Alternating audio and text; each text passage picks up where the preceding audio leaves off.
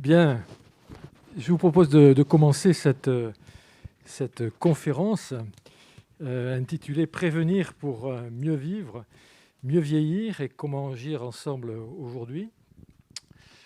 C'est l'idée que de placer la prévention, de parler de prévention et de placer la prévention au centre du dispositif de cette table ronde aujourd'hui. Alors, j'accueille pour y participer Frédéric Espenel, qui est directeur général adjoint du CHU de Reims, Marc Bourquin, qui est conseiller stratégie et responsable parcours, proximité, autonomie et territoire à la FHF, Laurence Roux, qui est la présidente de France Asso Santé. Je travaille. Qui représente, alors je vais dire France Asso Santé, en tout cas c'est avec vous que nous travaillons régulièrement. Et puis Martin Carvadec, qui est cadre administratif, pôle de santé publique du centre hospitalier Cornouailles.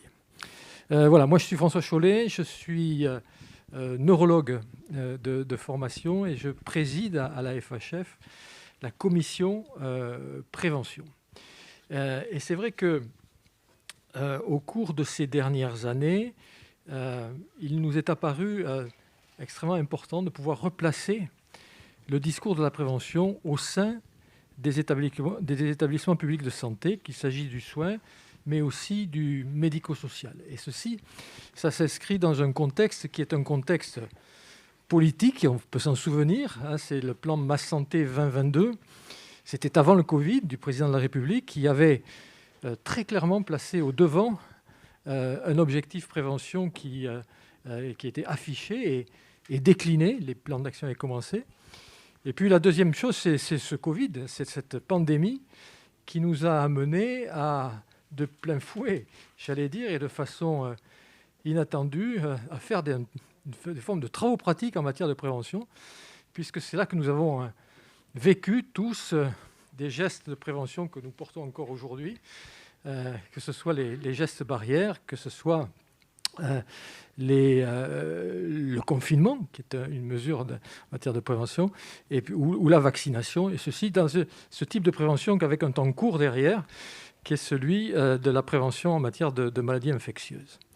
Donc la prévention, avant la crise, après la crise, quelle place peut-elle avoir au sein des établissements publics de santé? Comment l'aborder? Y a-t-il des choses à faire? Est-ce que la culture qui est nécessaire à une politique de prévention aboutie, efficace et bien présente sur notre territoire, c'est ce que nous proposons d'aborder aujourd'hui. Alors, on ne part pas de rien. On sait très bien que dans chacun des établissements, et nous en avons fait dans la commission FHF Prévention a fait une enquête là-dessus, et on sait qu'il y a dans chacun des établissements hospitaliers, dans chacune des établissements du médico-social, des actions de prévention, souvent de prévention secondaire ou tertiaire, mais que ces actions sont souvent aussi disparates, j'allais dire, peu coordonnées, et avec un suivi qui est un suivi souvent difficile, capricieux, et qui a du mal à s'insérer dans la durée. Dans les travaux que nous avons faits, et les personnes que nous avons écoutées à la commission prévention, nous avons, je retiens que les associations, c'est la raison pour laquelle Mme Roux est là, ont un intérêt très clairement affiché pour la prévention, et leur participation nous paraît absolument nécessaire. Les usagers aussi, alors j'excuse M. Mazard qui devait représenter les usagers, qui malheureusement était indisponible pour cette table ronde, et puis aussi les pouvoirs publics, et puis aussi les municipalités. Et en fait, la prévention, on s'aperçoit que ça concerne beaucoup de monde. Enfin, dernier point, que je n'irai pas plus loin dans cette introduction, il nous apparaît aussi probablement qu'il y a un caractère local, territorial aux politiques de prévention, qu'elles doivent s'adapter à une réalité qui est une réalité locale, plus que, au moins autant qu'à des politiques nationales. En tout cas, la déclinaison territoriale des modalités de la prévention et des thématiques de la prévention nous paraissent extrêmement importants. Alors, ce que je vous propose, c'est de commencer ces interventions et cette table ronde en essayant de voir comment notre système de santé se débrouille avec ce tournant préventif que finalement nous sommes en train de prendre avec le Covid. Quels sont les freins, les éléments de blocage et sur quoi nous pouvons nous appuyer pour parler prévention. Donc, je vais peut-être, pour commencer, donner la parole à Marc Bourquin et puis après à Frédéric Espenel avec le témoignage du directeur d'hôpital sur les politiques de prévention. Marc, pour la FHF. Merci beaucoup. Alors, on a coutume, quand on traite d'un sujet, de dire qu'il est essentiel. En l'occurrence, c'est le cas. Alors, pourquoi ? Parce que la France, la France se caractérise, je ne sais pas si on peut toujours dire qu'on a le meilleur système de santé du monde, mais on a encore, en tout cas aujourd'hui, une des meilleures espérances de vie au monde. En revanche, quand on regarde l'espérance de vie en bonne santé, on est clairement dépassé, alors non seulement par les Scandinaves, notamment la Suède, qui a 8 ans d'espérance de vie en bonne santé de plus que nous, ce qui explique d'ailleurs qu'en ayant eu beaucoup plus de cas de Covid que nous en proportion, ils n'aient pas plus de décès, enfin on pourrait développer. Mais aussi, aujourd'hui, on est dépassé par des pays comme l'Italie ou l'Espagne. Donc, un vrai déficit de santé publique et des années de bonne vie ou de bonne santé perdues par dizaines de millions, et avec donc des exemples étrangers qui montrent que c'est possible de faire mieux. Et puis, une conséquence de cela, même si c'est le sujet essentiel, c'est évidemment la santé, mais le deuxième sujet, c'est que, évidemment, ça veut dire aussi des dépenses de santé qui sont aggravées par l'importance et la croissance des pathologies chroniques. Et ça se traduit, et le président Valletoux l'indiquait hier, par un taux de croissance naturelle des dépenses de santé qui est très supérieur à celle de la richesse nationale. Et donc, ça pose une contrainte très forte sur l'avenir même de notre système de santé. Donc, améliorer le maintien en santé de la population, c'est un objectif presque, pourrait-on dire, de survie de notre système de santé solidaire. Alors, ce que je dis n'a rien d'original et beaucoup le disent hier comme aujourd'hui. Et cela dit, la crise l'a montré fortement, montre qu'il y a des failles multiples sur la prévention. Alors pourquoi parce que la question c'est quels sont les freins. Alors rapidement, puisque pas trop long, mais il y a un certain nombre de freins qui sont systémiques. Il y en a un premier probablement, mais je le cite en passant très vite, c'est peut-être qu'on a une approche trop technicienne de la santé, de croire que si ce n'est pas des technologies de pointe qui sont mises en œuvre, ce n'est pas aussi noble ou la même valeur ajoutée qu'avec une approche très médicale et technique. Ça, c'est possible que ça soit un sujet qui induise un certain nombre de biais de comportement dans notre système de santé. Mais ce qui est systémique dans notre système de santé et par rapport à la prévention, c'est qu'aujourd'hui, la prévention coûte aux acteurs. La prévention ne rapporte pas. Il n'y a pas d'incitation forte à la prévention. Et c'est vrai pour l'ensemble des acteurs. Et on peut les passer en revue.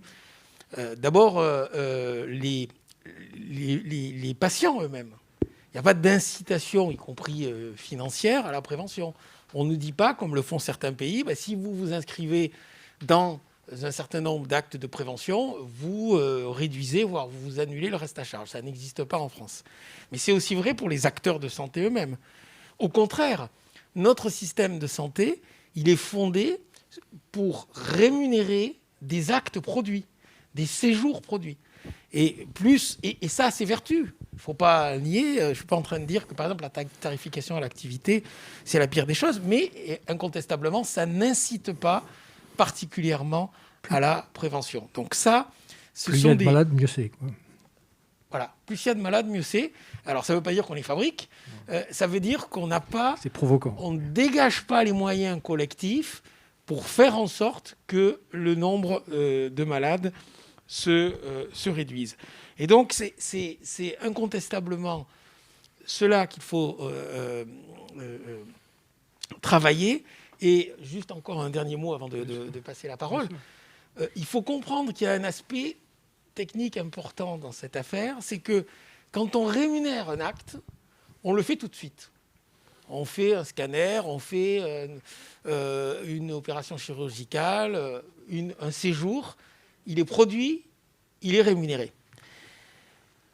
La prévention, elle suppose un investissement avant que le service rendu, le bénéfice, la valeur ajoutée collective, sanitaire apparaisse. Il faut d'abord investir pour récolter les fruits. Et ça, c'est vrai que notre système de santé, aujourd'hui, ne sait pas très bien le faire. Alors, j'en dis pas plus parce qu'il faut garder un peu de suspense sur les solutions. Non, mais je passe la parole à Frédéric Espenel. Alors, vous êtes directeur général adjoint de l'hôpital de Reims. Vous avez donc prévention. La question, c'est celle-là. Prévention avant le Covid pour un directeur d'hôpital au sein de son établissement et prévention après le Covid, après la pandémie.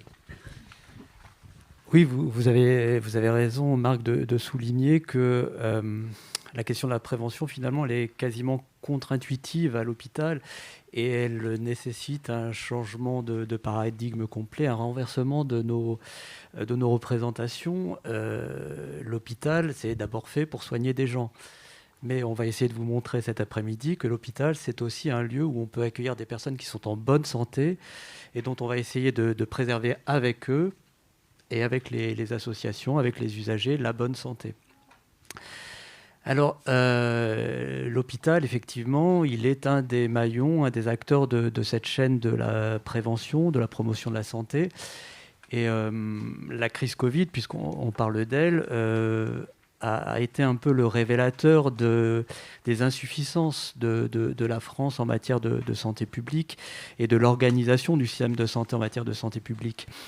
Si on se replace au début de la crise sanitaire, moi j'étais frappé d'abord par le fait qu'on n'avait aucun indicateur ou qu'on ne savait pas quels indicateurs regarder pour piloter la crise.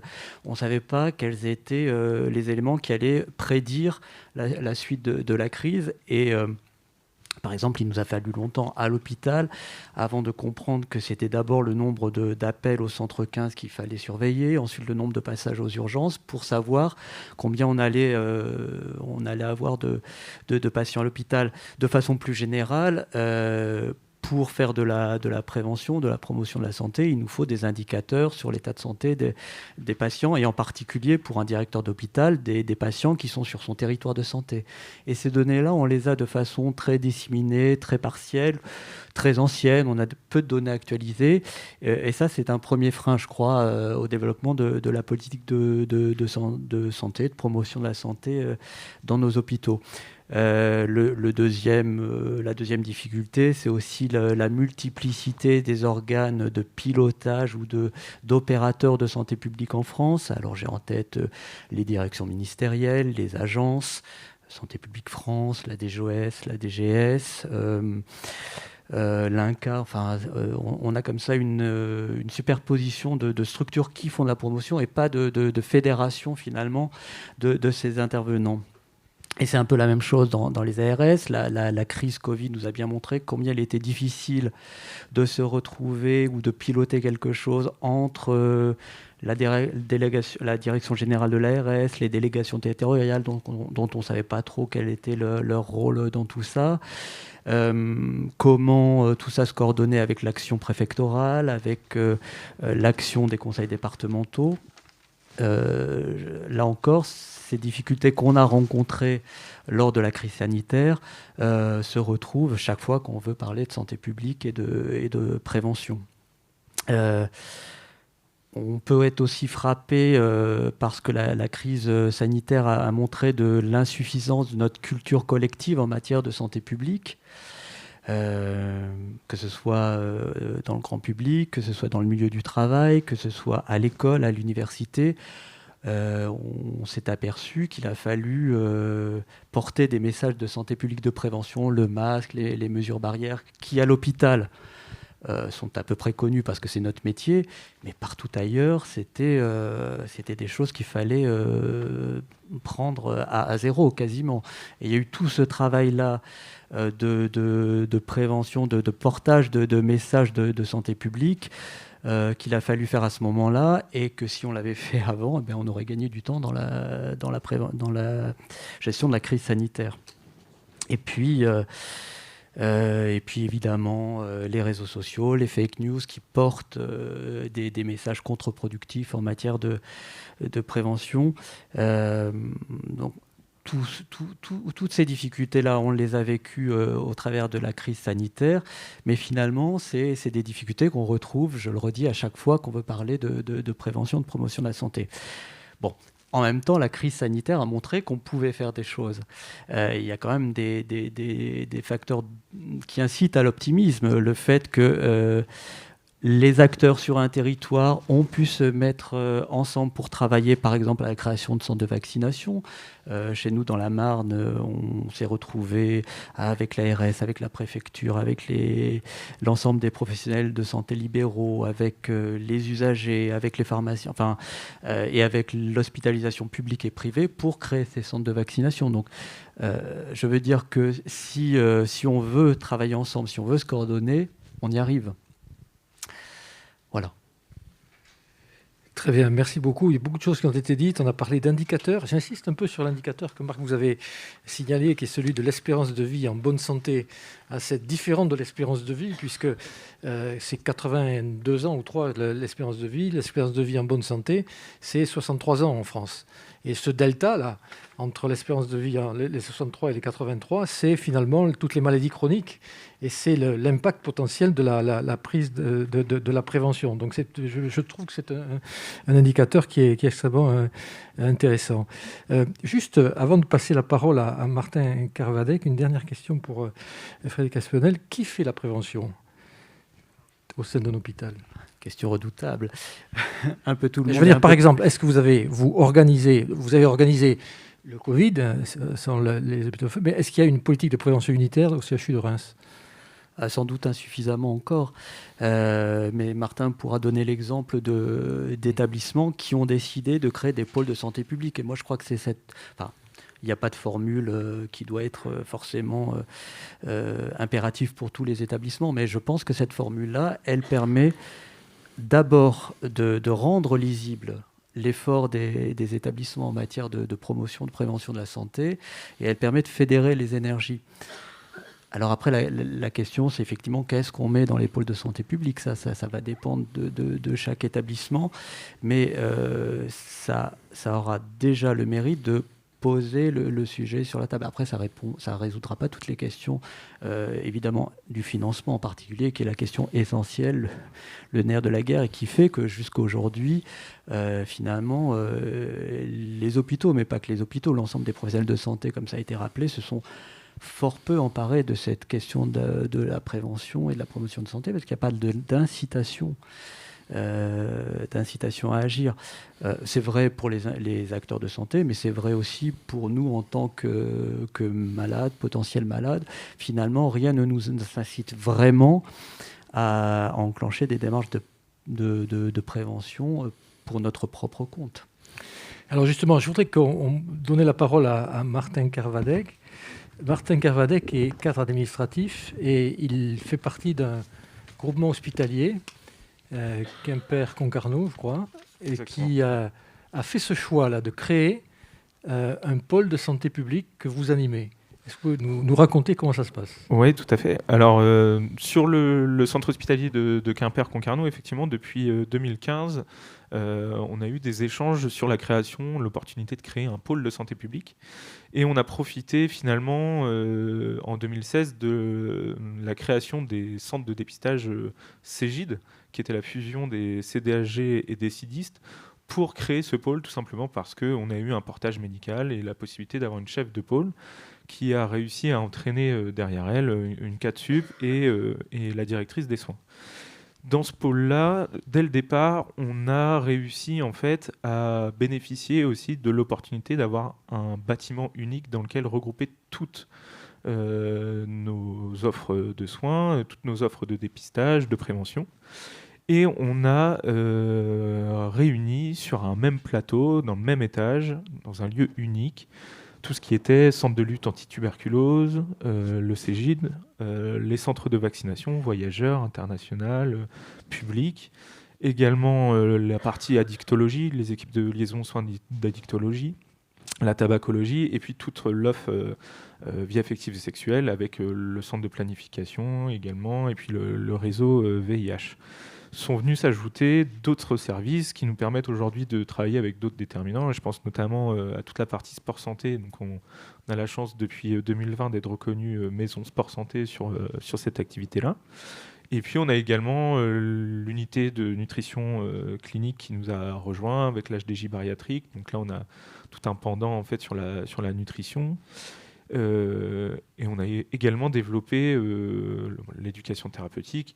Et on s'est inscrit dans le projet de responsabilité populationnelle, puisque le GHT de Cornouailles, la Cornouaille a la chance d'être un des 5 territoires pionniers de cette démarche qui est portée par la FHF.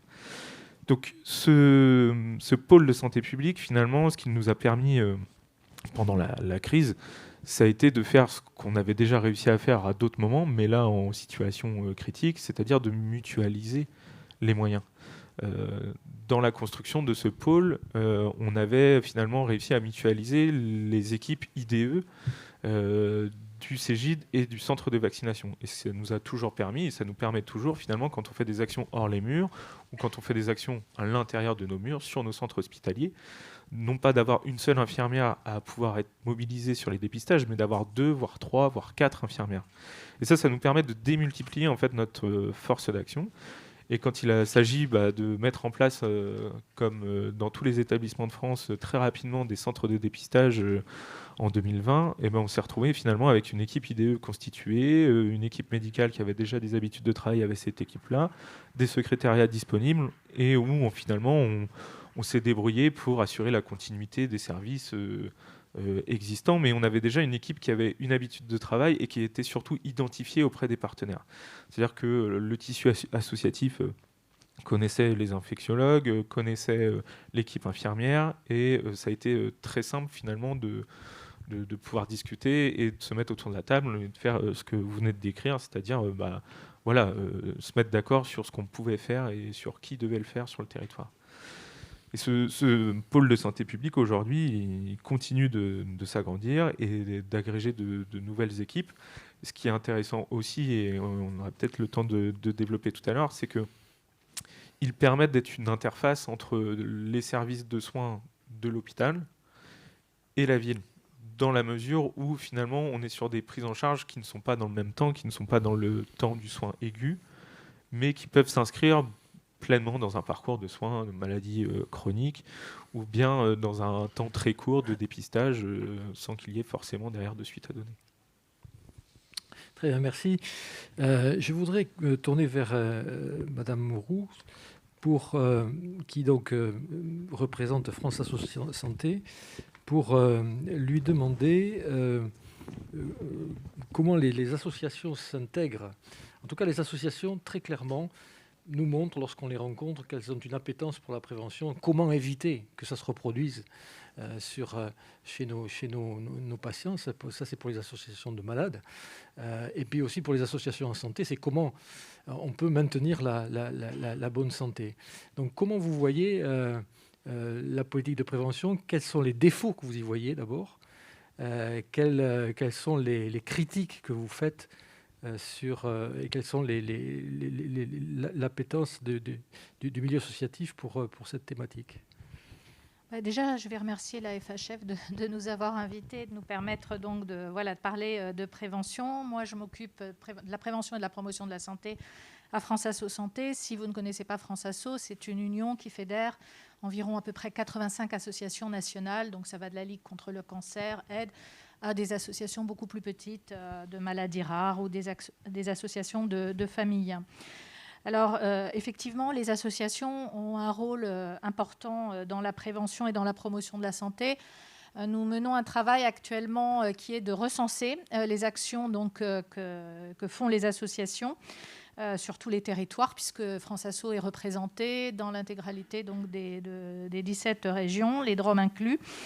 Et si jamais ça vous intéresse, vous pouvez aller taper répertoire et vous verrez nos actions recensées qui se déclinent dans toutes les dimensions de la prévention et de la promotion de la santé.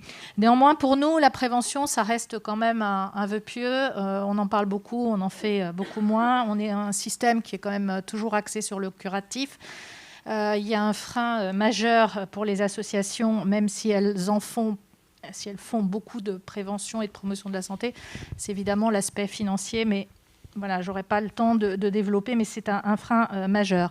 Tout d'abord, on voudrait souligner, nous, on pense que la prévention ne peut pas être dissociée de la promotion de la santé. La promotion de la santé, c'est aussi l'approche par les déterminants. Si vous faites de la prévention sans la contextualiser, à la fois dans un territoire, mais aussi dans une époque, avec un public donné sur une thématique particulière, il y a beaucoup plus de difficultés, vous aurez beaucoup plus de difficultés à mettre en place votre action de prévention. Voilà, je peux citer juste un exemple. On avait mis en place des préventions de dépistage pour des jeunes mères en banlieue parisienne, et on n'avait pas réfléchi à l'accessibilité pour ces jeunes mères avec des enfants et des poussettes. Elles devaient traverser notamment des routes et une autoroute extrêmement dangereuse. Donc, évidemment, elles n'y sont pas allées. Mais ce n'est pas parce qu'elles ne voulaient pas se faire dépister, c'est parce que géographiquement, elles n'avaient pas la possibilité de se rendre sur le lieu, un lieu de prévention. Et ça, c'est extrêmement fréquent. Alors, on pense toujours que ce sont des anecdotes, mais ça n'en sont pas. Il faut toujours penser la prévention s'exerce dans un territoire et auprès d'un public donné. Là, on voit bien aussi les réticences de certaines catégories de personnes par rapport à la vaccination. On ne réfléchit sûrement pas assez aussi à ce qui motive, par exemple, les réticences de certains publics à la vaccination. Et pour nous, il y a vraiment, nous devrions travailler beaucoup plus les messages et travailler beaucoup plus sur la pédagogie des messages, et donc associer notamment des experts des sciences humaines et sociales et des experts de l'éducation pour la santé. Parce que quand on arrive vraiment à travailler ensemble en interdisciplinarité, en intersectorialité, on est beaucoup plus efficace. Et on produit donc des outils qui alimentent la littératie en santé. Un message en direction d'un public ne peut pas être le même en direction d'un autre public. Alors, un des points que nous voudrions souligner, c'est la question des savoirs expérientiels. Ça, c'est notre cœur de métier, notre cœur de cible à France Asso Santé. Nous parlons des savoirs expérientiels et sûrement pas des savoirs profanes, parce que dans profane, il y a une connotation très péjorative. Et pour nous, les savoirs expérientiels sont tout aussi intéressants que les savoirs professionnels. Et il faut vraiment croiser ce type de savoir pour arriver à construire des actions de prévention, mais pas seulement pour créer aussi une alliance thérapeutique avec le médecin. Il faut que le médecin puisse entendre ce que la personne va exprimer de ses symptômes, de sa maladie. Moi, je travaille beaucoup sur la douleur et la fatigue. Les associations et les patients nous remontent, nous font état de nombre de témoignages où ils se sont fait, mais vraiment mettre de côté quand ils parlaient de leur douleur ou de leur fatigue. Or, pour une personne, c'est pas un résultat. Moi, je cite toujours la question de la prothèse de hanche. C'est pas parce que la prothèse de hanche, elle est bien faite et le chirurgien, il va être ravi. Oui, mais s'il y a de la douleur, la personne, elle ne pourra pas marcher. Donc, sa qualité de vie va être altérée et puis ses conditions de vie vont être altérées, etc., etc. Donc, il faut toujours resituer, avoir d'abord avoir une personne en face. Moi, par exemple, depuis des décennies, j'entends cortiquer et pas cortiquer. Moi, personnellement, ça m'insupporte totalement. Personne n'est pas cortiqué, ça n'existe pas, puisque tout le monde a un cerveau. Et moi qui ai beaucoup travaillé aussi avec des populations précaires, je vous assure que les populations en situation de précarité, elles sont extrêmement cortiquées, parce que pour pouvoir survivre, c'est beaucoup plus compliqué que quand on a des facilités, ou quand on a un salaire à la fin du mois. Donc, le croisement de ces savoirs expérientiels et des savoirs professionnels est extrêmement important. Voilà, et permet de construire aussi et de travailler autour d'organisations apprenantes, puisque les associations font beaucoup de prévention sur les territoires. Ce que vous disiez, professeur Cholet, donc notamment le local, là, est évidemment très investi. Et les organisations apprenantes, je reprends le terme de la chercheure Emmanuelle Jouet, c'est vraiment pouvoir travailler autour de dispositifs où la personne est autant partie prenante que les professionnels de santé. Je vais juste pour terminer, parler aussi de la crise sanitaire, puisque dans notre répertoire, notre banque d'expérience, nous avons demandé aux associations de nous recenser les actions qu'elles avaient menées pendant la crise, donc toujours maintenant, et spécialement pendant le premier confinement. On a eu un retour pas très important, mais néanmoins suffisant. Moi, j'ai fait une étude à partir des travaux que les associations avaient mis en place. Et là, vraiment, on ne peut que constater que les associations ont une place extrêmement importante et même essentielle. Pendant la crise sanitaire, leur rôle a été très peu visible et très peu valorisé. Néanmoins, si elles n'avaient pas été là, il y aurait eu beaucoup plus de soucis, il y aurait eu des répercussions dans le champ sanitaire et notamment dans les hôpitaux beaucoup plus importants. Je vais juste dire un exemple. L'information, vous avez parlé des fake news, il y a un flot d'informations inquiétants, faux, enfin tout ce qu'on veut. Et les associations ont un rôle fondamental dans la transmission et la diffusion d'une information fiable et validée. Pourquoi ? Parce que les associations, elles travaillent très étroitement avec les médecins, les autorités sanitaires, et les sociétés savantes. Je vais donner un exemple. René Mazard n'est pas là, mais il est de l'AFPRIC, qui est une association qui accompagne des personnes atteintes de polyarthrite rhumatoïde et de rhumatisme inflammatoire chronique. Je ne sais pas si vous vous rappelez, pendant le premier confinement, on a beaucoup parlé de l'antagonisme entre, quand on avait la Covid, de prendre des anti-inflammatoires. Or, les personnes qui atteintes de polyarthrite ont été évidemment extrêmement inquiètes. Et c'est des milliers de personnes, c'est un volume très important. Les associations ont des milliers de personnes qui les suivent la plupart du temps. Donc, l'association était là pour répondre aux inquiétudes des personnes et pour transmettre le message. Donc là, en l'occurrence, la Société française de rhumatologie a pu très clairement dire « mais non, il faut continuer le traitement de fond ». Pareil, elles ont été très inquiètes aussi par rapport à l'hydroxychloroquine, à la pénurie d'hydroxychloroquine, puisque tout le monde se précipitait pour en acheter. Pour les personnes polyarthritiques, c'est essentiel. Donc, donc les associations ont interpellé le ministère. Elles ont mis en place aussi des cellules d'écoute, de soutien des interlocuteurs qui palliaient le défaut même de kinés qui ne travaillaient plus. Et donc, on peut dire, moi, j'aimerais bien qu'on mette en place une étude en économie de la santé pour vraiment étudier tout ce que ça a apporté en termes de participation à l'efficience du système de santé. Les associations, elles sont absolument incontournables dans la prévention et la promotion de la santé. Et juste pour terminer, je dis juste un mot, on participe aussi à la capitalisation d'expériences en promotion de la santé qui est tirée de l'initiative Inspiridé, qui est pilotée par la DGS, la SFSP et la FNES. Et nous travaillons, ça c'est une méthode aussi qui est l'avenir pour les actions de prévention et de promotion de la santé. Nous travaillons donc à mettre en exergue les actions qui marchent pour les transférer après sur d'autres territoires et dans d'autres contextes. Et il y a un portail qui va s'ouvrir. Si ça vous intéresse, vous pouvez m'écrire, je vous expliquerai cela plus complètement. Merci pour ce témoignage qui est vraiment tout à fait essentiel. Je retiens que je pense que tout le monde y est sensible, mais il suffit pas de dire fais-toi vacciner pour que les gens se fassent vacciner. C'est pas aussi simple que ça.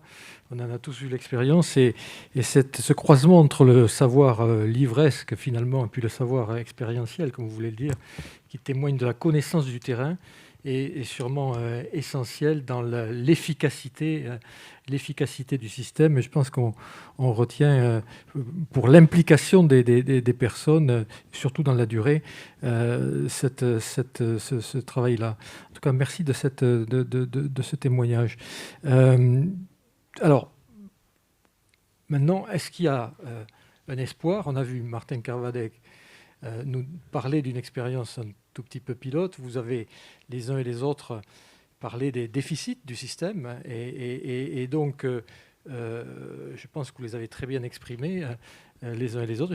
Tout le monde adhère à ce que vous avez dit. Est-ce qu'il y a donc une espérance derrière? Quel est le remède? Comment on peut s'organiser?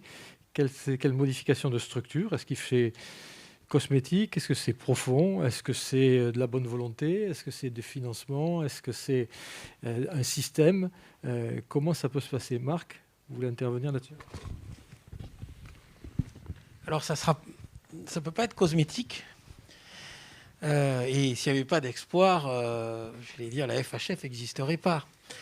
Notre rôle, c'est aussi de donner de l'espoir et de faire des propositions. Alors, quelques propositions. Alors d'abord, pour rebondir sur l'idée qu'évoquait le professeur Chollet tout à l'heure,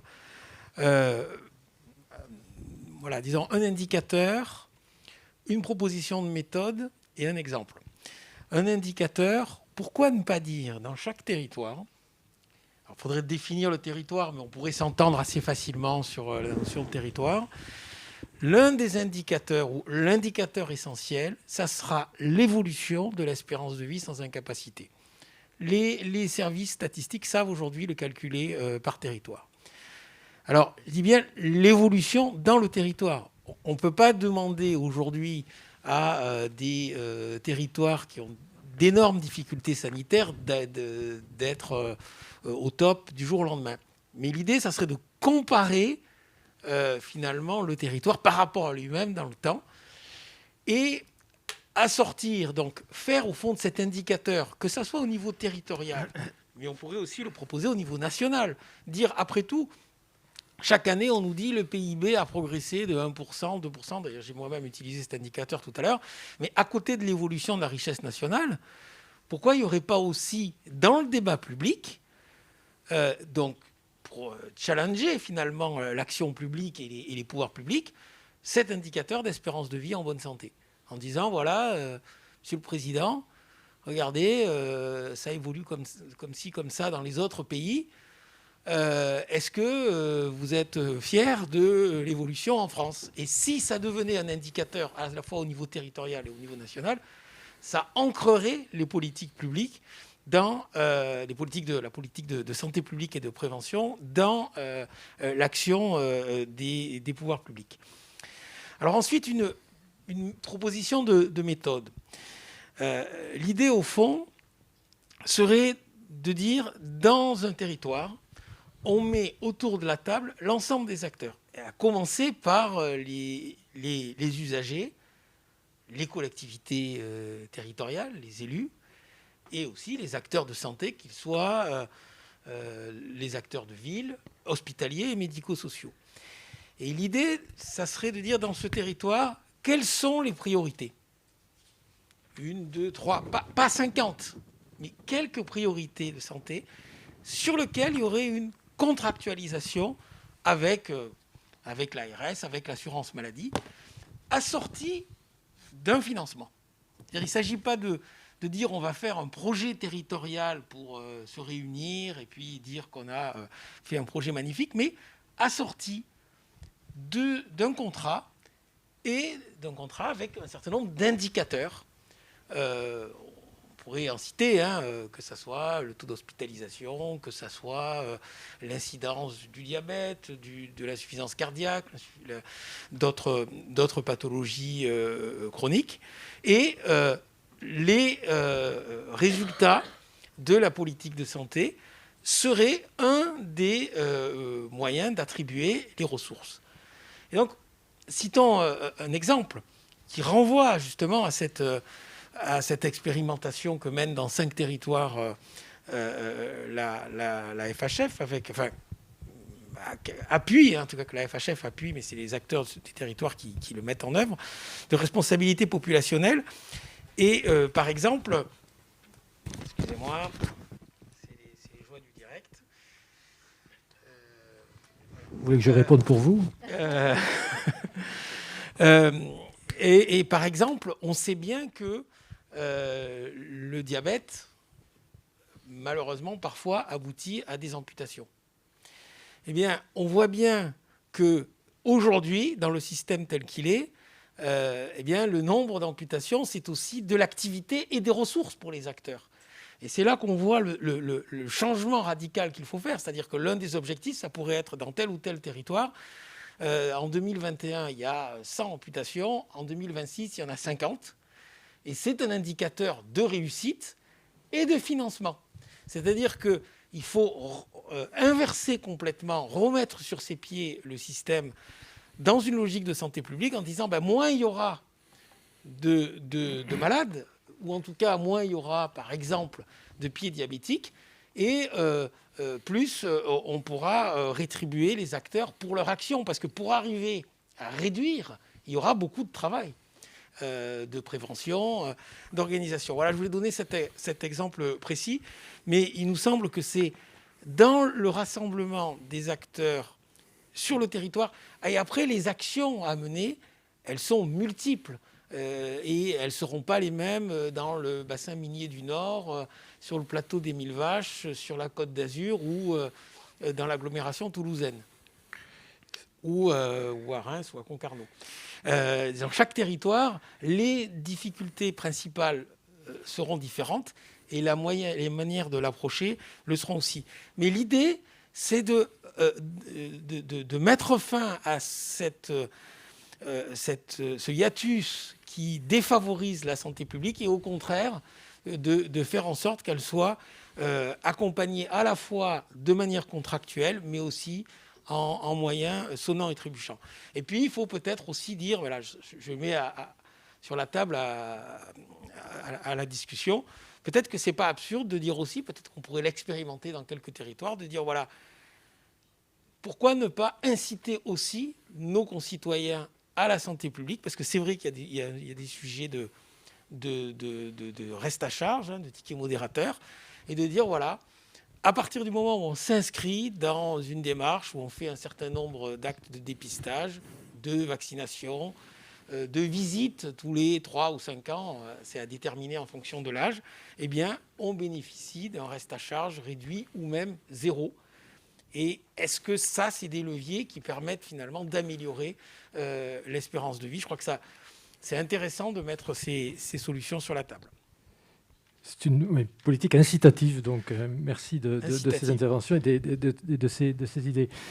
Frédéric Espenel, un mot peut-être sur l'organisation territoriale que vous verriez optimale et quelle relation avec la médecine de ville ? Je réfléchissais en vous écoutant que ces dispositifs de coordination des acteurs autour de la prévention, ils existent déjà, c'est les contrats locaux de santé par exemple. Mais moi je suis frappé je vais être un peu sévère, de la pauvreté méthodologique des animateurs de ces contrats locaux de santé. On a pour animer ces dispositifs des gens qui ne connaissent pas grand-chose à la santé publique, qui ne savent pas comment appréhender ces sujets-là. Moi, je suis frappé quand même que à de nombreux endroits, les contrats locaux de santé n'associent pas les hôpitaux ou les CHU du territoire à la détermination des actions prioritaires et du programme de travail. Et puis, il y a aussi le fait qu'il n'y a pas de financement derrière ces contrats locaux de santé. Mais c'est vraiment dommage, parce que là, on a vraiment tous les gens autour de la table. Enfin, potentiellement. C'est-à-dire les acteurs de santé publics, privés, hospitaliers, non hospitaliers, les associations d'usagers, les représentants de la population, les élus locaux, les ARS, les CEPAM. Donc, le dispositif, il existe. Il faut le faire vivre, il faut le faire monter en puissance. Avec toutes les réserves que je disais là. Et l'hôpital, encore une fois là-dedans, a toute sa place. Alors, parmi les révolutions culturelles ou les changements de paradigme, je me disais en vous écoutant qu'il y a aussi celui de sortir des murs de l'hôpital. aller vers les populations, et en particulier vers les populations les plus précaires, parce que c'est vers celles-là qu'en priorité il faut faire de la prévention. Et ça, lors de la crise Covid, on l'a fait aussi. Nos équipes de laboratoire du CHU de Reims, elles sont allées dans les centres d'hébergement d'urgence pour tester les populations, pour faire du dépistage, et puis ensuite, en seconde intention, pour aller faire de la vaccination avec un bus qui a circulé dans les rues de Reims et qui est allé dans les quartiers les plus défavorisés de Reims. Donc ça, c'est un exemple qui montre que l'hôpital, il sait faire ça, il peut sortir de ses murs. Alors ça a été facile à faire parce que, enfin facile, ça a été plus simple à faire parce qu'il y a eu une mobilisation de tous les acteurs. Le Grand Reims nous a prêté un bus, et puis il n'y avait pas le sujet du financement, on y revient toujours. On savait qu'on serait financé pour cette action-là. Est-ce que demain on sera financé pour d'autres types d'actions un peu équivalentes pour aller vers ces populations précaires? Je voulais aussi dire un mot particulier du rôle des CHU dans la prévention. Parce que alors, ça semble encore plus bizarre qu'un CHU fasse de la prévention, mais sur les sujets de recherche, je pense qu'il faut que la France arrive à développer la recherche en santé publique, et cette recherche en santé publique, elle doit se faire aussi dans les CHU. Et on a aujourd'hui des facteurs favorables à ça. La création d'entrepôts de données de santé qui se multiplient partout en France, et leur mise en réseau. C'est le cas par exemple en région Grand Est, où chacun des CHU, CHR de la région crée son entrepôt de données de santé, et on va mettre en réseau l'ensemble des entrepôts de données de santé, ce qui nous donne une masse de données de santé, une puissance d'intervention phénoménale, et c'est vrai partout en France. Donc il faut capitaliser. Enfin là, on a une richesse formidable de développer de la recherche dans notre territoire.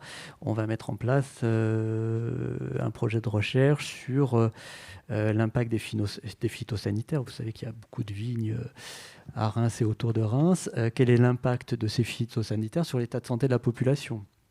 Voilà un exemple de recherche en santé publique. Il faudrait multiplier les exemples. Et puis, bien sûr, il y a la dimension de formation des futurs professionnels de la santé. Il faut que les étudiants en médecine soient formés à la santé publique plus qu'ils ne sont aujourd'hui. Mais c'est vrai aussi de l'ensemble des professionnels paramédicaux qui sont formés dans l'ensemble de nos instituts de formation des futurs professionnels qui vont travailler dans le domaine de la santé. Et puis, je voulais dire aussi un mot sur la valeur d'exemplarité de l'hôpital. Quand il parle de prévention, il doit d'abord appliquer ces messages de prévention à ses propres salariés, enfin aux gens qui travaillent à l'hôpital. Et vous savez qu'on est partout en France le plus gros employeur, quelle que soit la taille de l'établissement. Donc on a à la fois un impératif moral à porter des messages de prévention auprès de nos personnels, d'abord parce que s'ils vont bien, c'est un peu une porte enfoncée, mais s'ils vont bien, ils soigneront mieux les patients. Et puis aussi, ils vont pouvoir être des vecteurs d'influence, des diffuseurs de la bonne parole dans l'ensemble de la population. Très bien, merci. Martin Kervadec, vous avez donc une structure qui fonctionne. Si vous n'êtes plus au stade expérimental, vous, puisque ça fait depuis 2015, comment vous la voyez évoluer? Comment vous allez faire dans les années qui viennent? Quels sont les objectifs des années qui viennent? Et petite question derrière aussi, quelle est la relation que vous avez avec les contrats locaux de santé? Est-ce que ça fait partie des contrats locaux de santé? Et quelle relation y a-t-il avec le monde politique, en particulier les municipalités qui sont particulièrement intéressées par ça?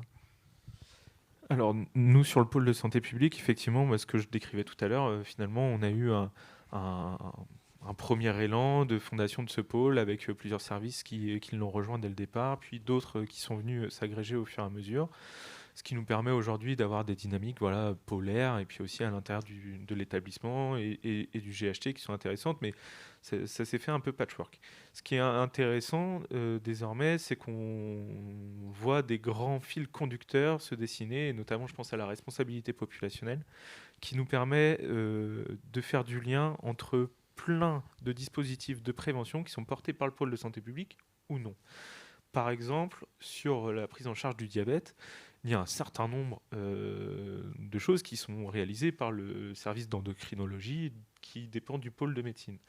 Et puis, il y a d'autres acteurs qui sont le centre de rééducation fonctionnelle, ou le SSR, voilà, où eux, ils voient aussi des patients diabétiques, notamment quand il y a des amputations. Il y a la médecine de ville, il y a les associations. Là, aujourd'hui, ce qui est intéressant avec ce type de démarche, et précisément avec la responsabilité populationnelle, c'est que ça nous place en responsabilité, mais aussi au centre, finalement, de ce dispositif et du parcours de santé.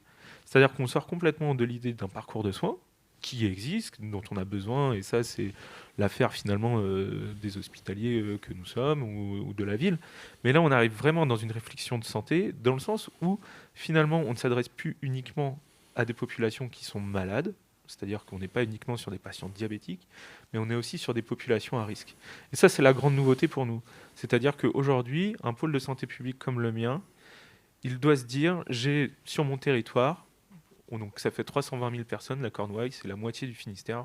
Coupé en deux, prenez le sud, c'est nous. Là, ça fait 320 000 personnes. Et bien sur ces 320 000 personnes, en fait, j'en ai à peu près 10 000 qui sont diabétiques de type 2. Sauf que c'est déjà énorme, mais j'ai 90 000 personnes qui sont à risque de déclencher un diabète de type 2 dans les 5 ans.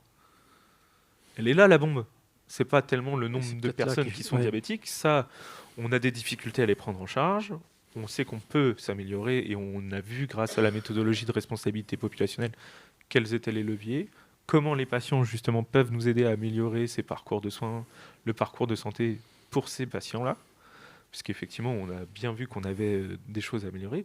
Par contre, ce qu'on ne sait pas faire aujourd'hui, et qu'on commence tout juste à lancer, c'est toute cette prévention primaire, c'est-à-dire faire sortir l'hôpital hors de ses murs, c'est de réussir à travailler avec les équipes de soins primaires sur des dépistages, c'est travailler avec les infirmières AZL quand elles sont présentes sur le territoire, avec les maisons de santé pluridisciplinaires, avec les associations pour aller chercher certaines populations spécifiques. Donc ça veut dire qu'aujourd'hui, l'hôpital, c'est sortir de ses murs pour aller travailler par exemple avec les Restos du Cœur, avec le Secours Populaire. On sait le faire déjà sur d'autres choses, je pense notamment à la vaccination, sur le dépistage des IST, mais là aujourd'hui on le fait sur des pathologies qui concernent plus de monde et qui nous amènent à travailler vraiment en filière.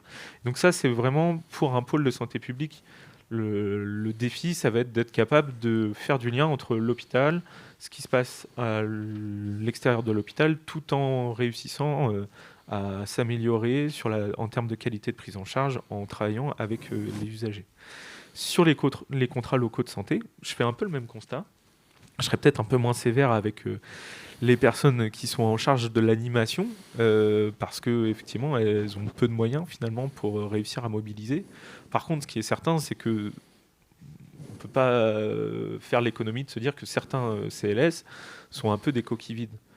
Pour autant, on voit bien que l'ensemble des acteurs sont bien mobilisés, mais que finalement, après un premier contrat, voire un deuxième contrat, on en est toujours au même point, c'est-à-dire qu'on n'a toujours pas réussi à se mettre d'accord sur ce qu'on souhaitait faire et sur comment on y va.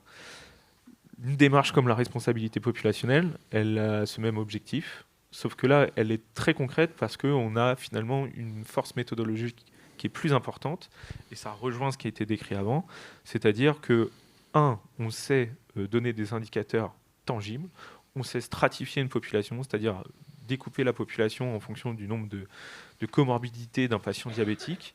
Ça nous permet de faire un suivi dans le temps, et ça nous permet aussi d'avoir des échanges, notamment grâce à la FHF aujourd'hui, avec les acteurs du financement de ces parcours. C'est-à-dire, finalement, OK, nous, sur notre population en Cornouailles, on a 320 000 personnes, 10 000 qui sont diabétiques, 90 000 qui arrivent derrière, et là, ça va être un bordel incroyable si dans les 5 ans, elles sont diabétiques de type 2. Comment vous nous accompagnez concrètement, financièrement, pour que nous, on ait les moyens de stopper la vague, en fait. Parce que c'est pas avec l'infirmière qu'on a aujourd'hui, nous, en Cornouailles, et qui travaille dans le même bureau que moi, qu'on va aller récupérer 90 000 personnes. C'est juste impensable. Il nous faudrait 100 ans pour le faire. Donc ça veut dire qu'il va falloir mobiliser tout le territoire en réussissant à les convaincre qu'on ne va pas faire du travail supplémentaire et qu'ils vont être accompagnés financièrement.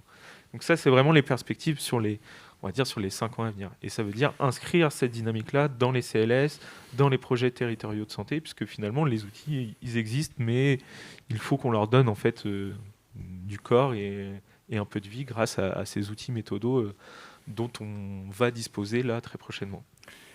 Merci. Laurence Roux, vous avez eu des propos sévères au début sur la prévention et sur les politiques de prévention. En tout cas, vous avez exprimé une vision du monde associatif que nous avons entendue au-delà de vous très, très largement. Qu'est-ce qu'attendent les associations en matière de prévention ? Vous avez parlé d'un mode organisationnel avec ce croisement des savoirs, cette organisation. Comment vous voyez les choses ? Que proposent les associations ? Alors, les associations, déjà, elles aimeraient être reconnues à leur juste valeur et à leur...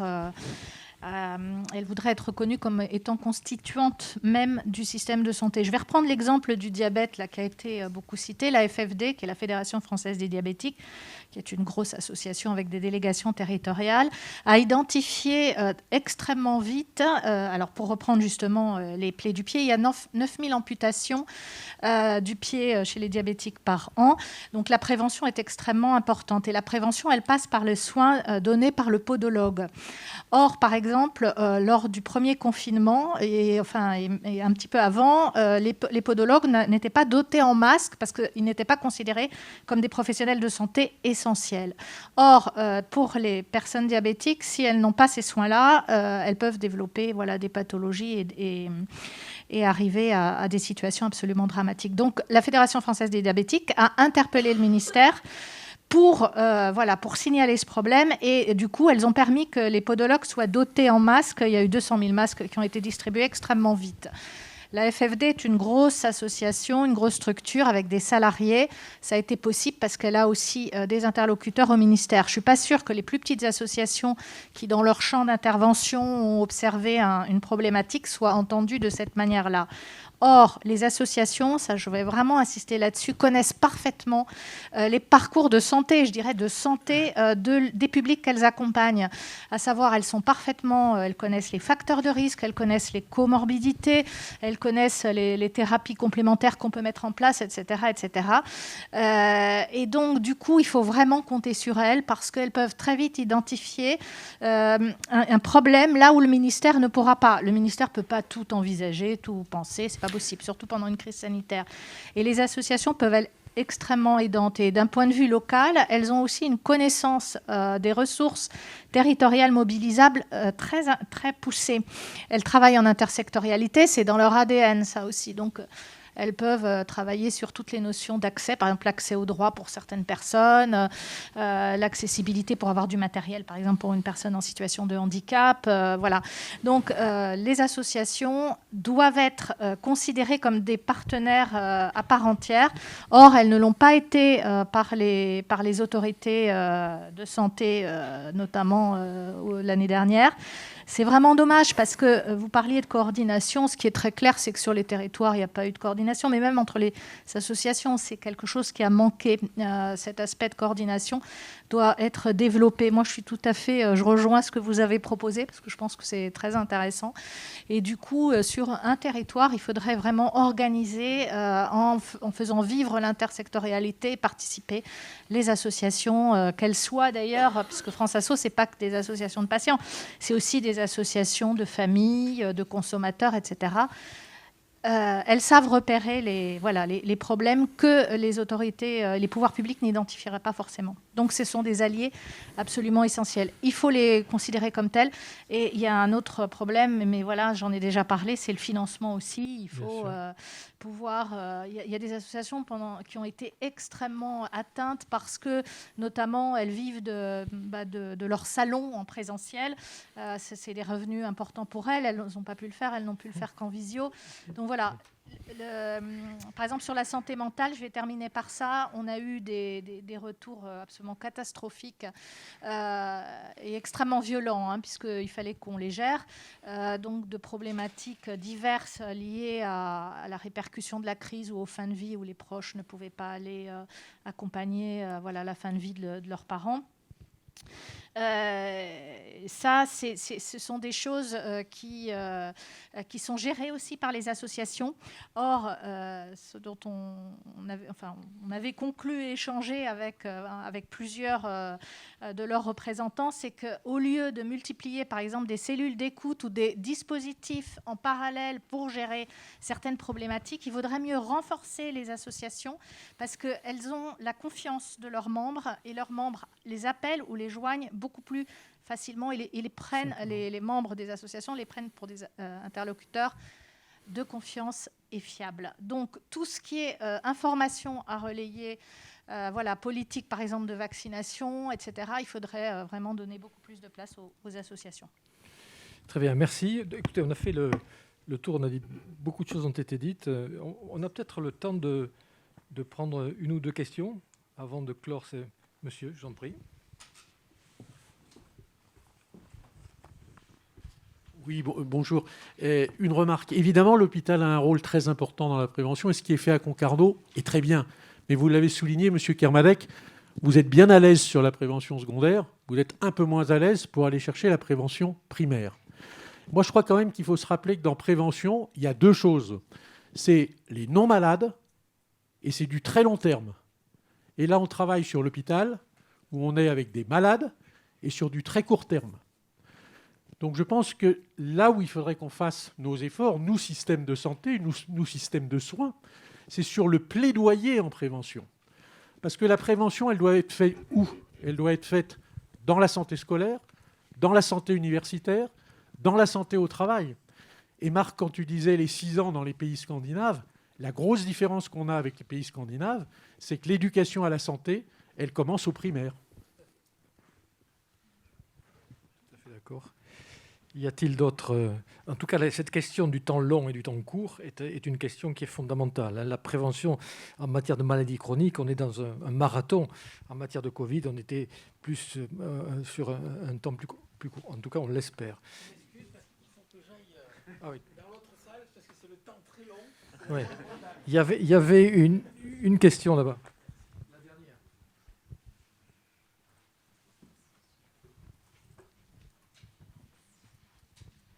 Merci beaucoup, c'était super intéressant. Pour faire un peu du pouce sur ce qui vient d'être dit, vous l'avez dit tantôt, il y avait le côté objectif commun. Moi, je viens du Québec. Et en fait, ce qui fait beaucoup chez nous, c'est le côté embarquer les municipalités avec nous. Donc la question de politique, santé dans toutes les politiques, qui est peut-être un concept déjà connu ici, où les maires en fait, des municipalités, des communautés ont vraiment comme objectif d'améliorer la qualité de vie des citoyens, de renforcer l'attractivité, et ça passe par le verdissement des villes, l'accès aux soins de santé, etc. Donc vraiment, on peut débloquer des leviers à ce niveau-là aussi pour faciliter la mise en place de solutions qui bénéficient à plein de personnes. Juste très rapidement, et ce sera une remarque qui sera valable pour les deux remarques qui ont été faites. Je suis absolument d'accord et on le reconnaît volontiers, on ne travaille pas suffisamment sur la prévention primaire. Parce que ce n'est pas dans la culture, dans l'ADN de l'hôpital, pour l'instant. Mais ça change. Et ça change précisément parce qu'aujourd'hui, un hôpital, il se sent la légitimité, et nous, on commence à se sentir la légitimité, d'aller interpeller justement des acteurs comme les collectivités, comme notre maire à Quimper, et de lui dire, peut-être que vous n'avez pas de crédit ou vous n'avez pas imaginé investir de l'argent sur votre mandat pour développer l'activité physique dans la ville, et on peut concevoir que vous n'ayez pas envie de construire une superbe salle sport-santé. Par contre, dans votre projet, vous avez un engagement fort écologique. Il se trouve que vous pouvez très bien réussir à faire les deux en un seul coup. Il suffit juste de développer les pistes cyclables sécurisées. Donc nous, hospitaliers, c'est aussi, et là je rejoins ce qui a été dit tout à l'heure, c'est d'améliorer notre plaidoyer en promotion de la santé de façon à mettre en exergue des déterminants sur lesquels on n'a pas l'habitude, nous, de travailler. Et là, finalement, c'est les mobilités douces, c'est-à-dire qu'on peut le vendre comme un argument écologique. Il n'empêche que plus de mobilité douce, c'est plus d'activité physique. Et donc, c'est aussi contribuer à diminuer le risque de plein de maladies chroniques. Donc ça, c'est des choses qu'on commence à développer vraiment à l'hôpital.